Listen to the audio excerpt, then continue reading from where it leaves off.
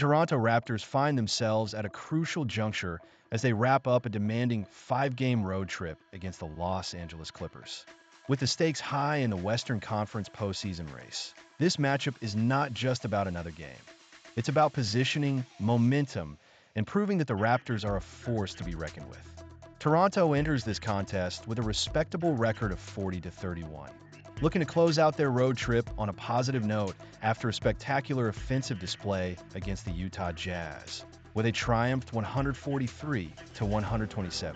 That one was not just a breath of fresh air after two disappointing losses against Denver and Phoenix.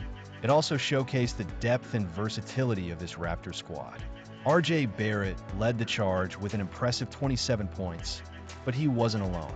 Sandro Mamukelashvili contributed 23.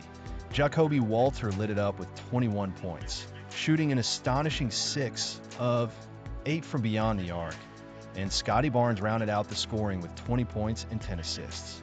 This balanced attack is a testament to the Raptors' offensive capabilities, especially when two of their leading scorers, Brandon Ingram and Emmanuel Quickley, were sidelined. Coach Darko Rajakovic has emphasized the importance of ball movement and teamwork, and the Raptors certainly delivered with a franchise record 49 assists on 54 made field goal attempts against the Jazz. With an average of nearly 29 assists per game, the Raptors rank fourth in the NBA, showcasing their ability to share the ball and create open looks. This kind of teamwork will be crucial as they head into the final stretch of the regular season. However, the Raptors are not without their concerns.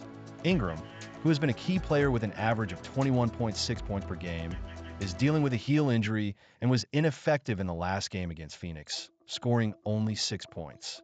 Quickley's absence due to a foot injury further complicates the Raptors' offensive strategy. Fortunately, Rajakovic has indicated that Ingram's injury is not a big concern, and both players are listed as questionable for the upcoming matchup. The upcoming games will be pivotal, not just for individual players, but for the team's playoff aspirations. As they stand in fifth place in the Eastern Conference, just half a game ahead of Atlanta for the final guaranteed playoff spot, every game becomes crucial. With only 11 games left in the regular season, the Raptors need to find a rhythm and solidify their position. The looming specter of the play-in round is a reality they must avoid at all costs, and their performance against the Clippers could set the tone for the rest of their season. On the other side of the court, the Clippers are also pushing hard to secure their playoff positioning. After clinching a spot in the Western Conference play-in round with a dominant 129-96 win over Milwaukee, they're looking to build on that momentum. Kawhi Leonard has been nothing short of spectacular, averaging 28.3 points per game and consistently scoring over 23 points since February. His recent performances include a 28-point outing against Milwaukee, following a 34-point effort against Dallas. The Clippers have undergone significant changes this season, including trading former MVP James Harden to Cleveland in exchange for Darius Garland, who has quickly made an impact. Alongside Garland, the Clippers also acquired Benedict Mathurin from Indiana. Despite Mathurin's current toe injury, he has shown that he can be a scoring threat when healthy, having racked up over 21 points in 5 of his 6 appearances since early March. The chemistry and competitiveness of this new roster, as Leonard noted, create a formidable challenge for any opponent. As the Raptors prepare to take on the Clippers, they must focus on executing their game plan effectively. The keys to success will be maintaining their offensive rhythm, leveraging their depth, and, most importantly, minimizing mistakes. With the postseason looming, the Raptors need to make a statement in Los Angeles. The intensity of this matchup is palpable. It's not just a game. It's a battle for playoff positioning, team identity, and ultimately a test of resilience for the Toronto Raptors. What awaits them in Los Angeles could very well define their path as they approach the postseason. Transitioning into the next segment, we look at the ongoing injuries and their implications for the Raptors as they navigate this crucial stretch. The Toronto Raptors faced off against the Utah Jazz, a team clearly in the throes of tank mode, and capitalized on the opportunity to showcase their depth and talent. With the Jazz sidelining 7 players, including their stars Lauri Markkanen and Jaren Jackson Jr., It was evident that the focus for Utah was not on winning, but rather on securing better lottery odds. In stark contrast, the Raptors had a chance to shine, and they did so in emphatic fashion. Even with key players like Brandon Ingram, Jacob Poeltl, and Emmanuel quickly absent from the lineup, the Raptors showed they could rise to the occasion. Several players achieved career highs, a testament to the depth within the roster.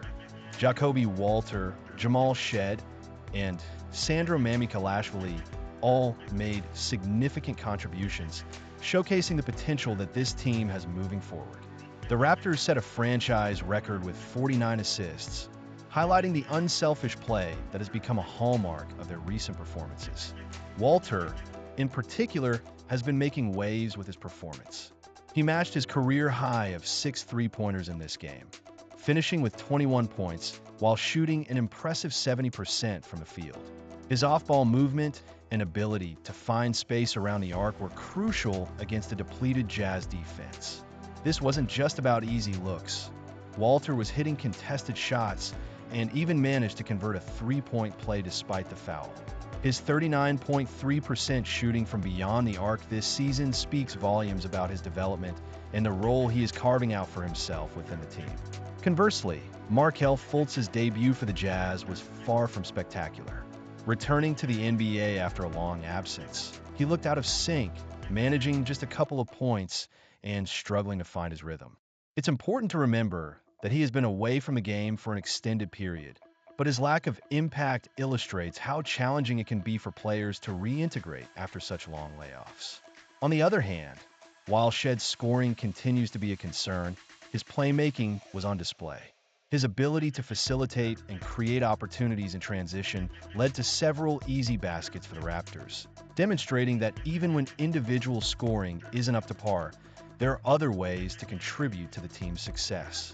However, it would have been ideal for him to find a way to balance his assists with efficient scoring, especially as he continues to find his footing in the league.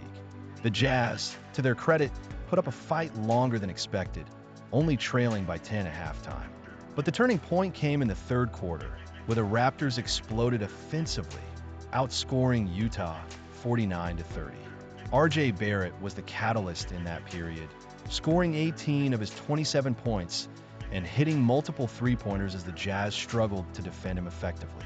This kind of performance from Barrett is exactly what the Raptors need to see more consistently, especially as they look to solidify their playoff positioning.